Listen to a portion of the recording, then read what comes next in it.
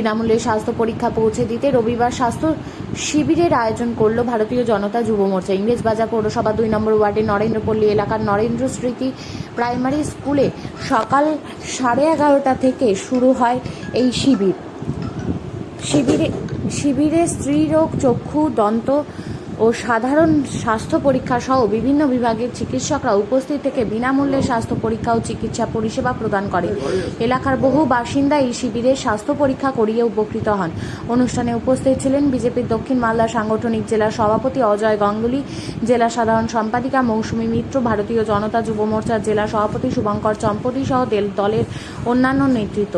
অনুষ্ঠানের সূচনায় ভারত মাতা প্রয়াত শ্যামাপ্রসাদ মুখার্জি এবং দীনদয়াল উপাধ্যায়ের প্রতিকৃতিতে পুষ্পার্ঘ্য অর্পণ করা হয়। এরপর আনুষ্ঠানিকভাবে স্বাস্থ্য শিবিরের উদ্বোধন হয়। এদিন অজয় গাঙ্গুলি সহ অন্যান্য বিজেপি নেতৃবৃন্দ স্বাস্থ্য সচেতনতার বার্তা দিতে প্রতীকীভাবে রক্তচাপ পরীক্ষা করান। উদ্যোক্তাদের দাবি, সাধারণ মানুষের দোরগোড়ায় প্রাথমিক স্বাস্থ্য পরিষেবা পৌঁছে দেওয়ার এই উদ্যোগের মূল উদ্দেশ্য। 2 নম্বর ওয়ার্ডে ভারতীয় জনতা যুব মোর্চার পক্ষ থেকে আজকে আমরা বিনামূল্যে স্বাস্থ্য শিবির করছি। এখানে 5 রকম ডাক্তার বসেছে, গাইনো থেকে শুরু করে বাচ্চাদের ডাক্তার, ফিজিশিয়ান, দাঁতের, চোখের সমস্ত ডাক্তার আমরা বসেছি। আমরা ফ্রি হেলথ ক্যাম্প করছি।